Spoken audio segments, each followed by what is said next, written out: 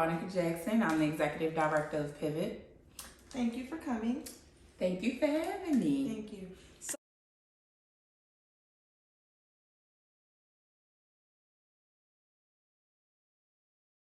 Hi guys, welcome to another edition of Success Talk. Today we have a very special guest. She's one of my closest friends and also the Executive Director of a nonprofit organization here in Baltimore, Maryland by the name of Pivot. Please welcome Veronica Jackson. Veronica Jackson. I'm the Executive Director of Pivot. Thank you for coming. Thank you for having me. As you all can tell from the title of this video, these are questions specifically related to success. This is another edition of Success Talks. I want to apologize in advance because I have an Invisalign and it makes me speak with a lisp. So let's get straight into the video. So please introduce yourself as you've already done and give us 3 fun facts about yourself. 3 fun facts about me. Yes. I love being a Capricorn. I think we are amazing people. Yes. Very misunderstood, but amazing. Yes. If there is a destination to go to, I love to travel, so that's definitely a fun fact about me. And I am a foodie, so I love all different types of food, but definitely Southern cuisine. You know, the yams, macaroni and cheese, chicken, all of what people think is the stereotypical Black food. So yes, I do love them, and that is a fun fact. Yes, thank you. And I can attest to the fact that she travels even alone. She will be on the plane and gone, okay? Like, you call her, she's somewhere else. So that is true, okay? Question number 2. Please describe who you are and the services your program offers. So I'm the Executive Director of Pivot, and my services, my program mainly is just, we are strictly a women's only reentry workforce development program. So we help women who are impacted by the criminal justice system, whether that woman is returning home from prison, has a criminal background, is on home monitoring, and has an upcoming court date. We do everything to try to help women figure out who they are on this journey of reentry and helping them to connect to the resources and the things so that they can live a life that they truly desire. Not really what the courts say they should do, not what their families say they should do, but who are they and what do they desire for themselves. Yes, okay, thank you for that. So the next question, I want you to define what success looks like and means to you specifically. I feel like to me, success is being on a journey and how you show up on your journey and those who you have helped impact along the way. Right. I think a lot of times social media will have us thinking like success is a car, success is a house, success is that ideal mate, and being in matching pajamas and all these other things, right? And having possessions, right? But internally, that's where real success happens. Like at your inner core, who are you? And along this journey called life, who have you impacted in a positive way so that they can be on their journey to success? Right. So that's success to me. I agree with that. So you kind of alluded to this in this answer, but how do you think society defines success? Oh my goodness. I think society defines success based off of your socioeconomic class, your tax bracket, the possessions that you have, what your outer appearance is, and a lot of times who you are connected with, right? And if you are not in the who's who, are you successful? Are you deemed worthy of, and everyone's creating success in their own stride. I agree. In their own way, and they're defining it in their own way and living at their own terms. I think that a lot of times we have gotten so far from just looking from the humanistic side of just being a human and a great human, right? Success is when people can show up and say good things about you when you're in the casket. That's a successful life. That's a successful person. And especially when it's not fake, when it's not the preacher having to say it because he's getting paid or things of that nature. So that's how I truly define success. Right. Okay. So you're from Baltimore, Maryland. So the next question is, did you have any role models growing up? If so, who were they and why? And did you find it hard growing up in the inner city of Baltimore to be as successful as you are? I'm just going to be honest. I feel like as a Black woman, I had more role models than my Black male counterparts. You know, I feel like more than often as Black women, we have a sense of community. I believe like my mentor, Miss Claudia, was successful. My child care provider, when I was young, she gave me my first opportunity, my first shot. And you know, I saw my mom as a person who, no matter what the challenges were, she just never gave up. Like, if she was working 3 jobs and we was in a 1-bedroom apartment, to me, she was successful at trying her best to keep it together. And then just going to the best high school ever in Baltimore City, City College, Go Knights. You know, I was just exposure. Like, I was able to see my teachers, my professors, and people who look like me be successful.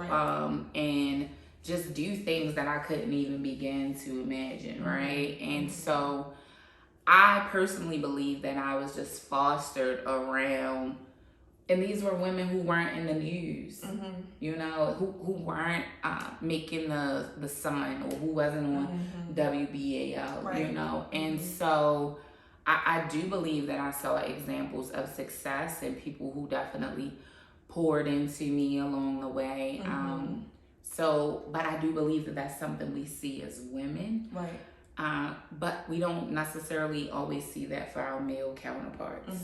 You know, I feel that they struggle with finding balance of role models and building that sense of community and support, because men usually don't have just that conversation and that supportive community outside of sports, you know.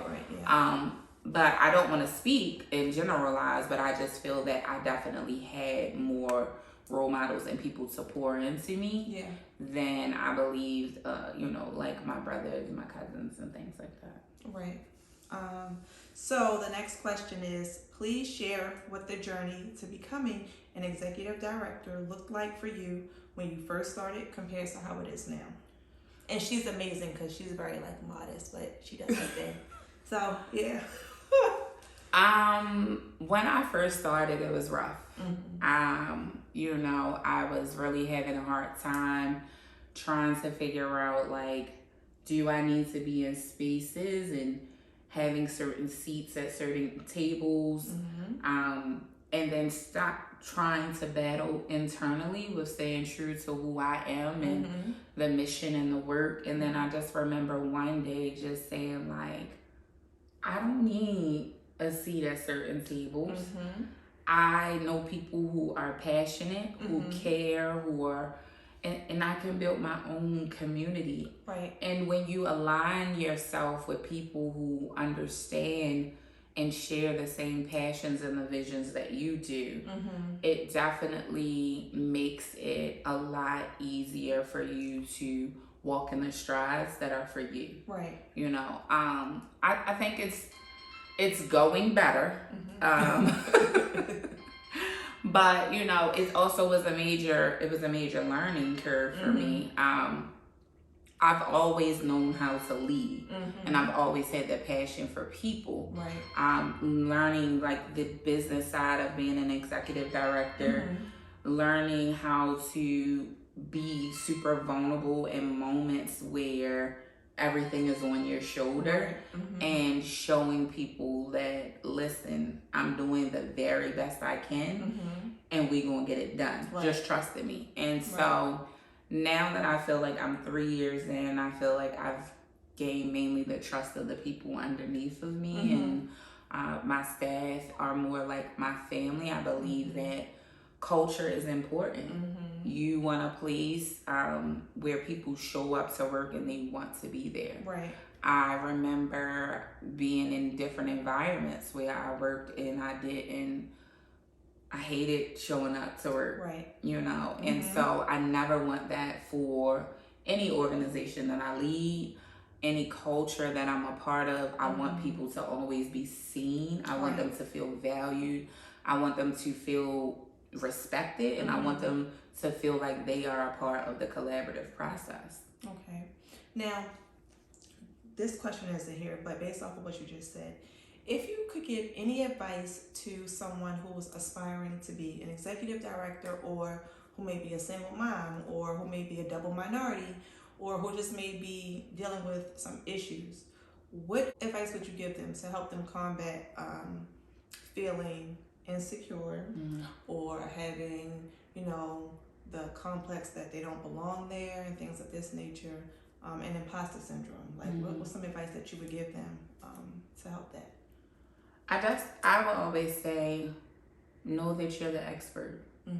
Even when you don't feel like you're the expert, you're the expert. Believe in yourself.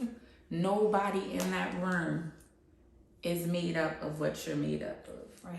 And so everything that you need, whether we believe it or not, is already inside of us. Yes. We just have to have the confidence to really truly stand in it and understand that we're in those moments, in those spaces, in that time for a reason. Right. And what are we going to take from that space? Because it's definitely aligning us for the next space. Right.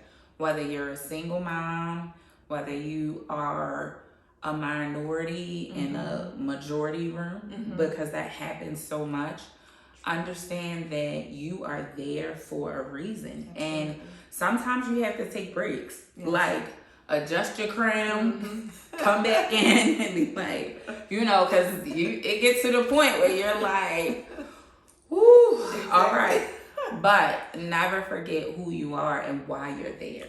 Right? Let your passion speak for you, and your passions are always going to make room. Even if it closes a door, I'm telling you, it closes a door in rooms that you don't need to be in, so that you can direct your path into the rooms that you need to be in, with the people that you truly should be aligned with, so that things will happen at the right time and the right space. I think that a lot of times we all, no matter what it is, we second guess ourselves, like as a parent, as a this, as a that. No matter what we wear so many different roles. Absolutely. Right?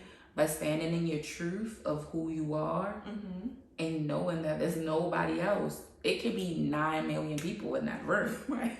There is no other you in that room. And so knowing that what you have to bring is just as valuable as anyone else in that room.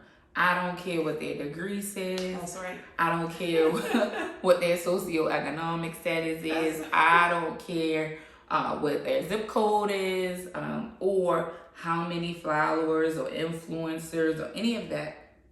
That knowing who you are and knowing that what you bring is so valuable, and just being you. Absolutely. And add your passions on top of that and the purpose for being there, and you'll be fine. Absolutely, I agree. Now, one more question. How would you, or what advice would you give someone to find their why? So if they don't know what their why is exactly, but they like to do this and they like to do that, how can they find their why? I think you try it all.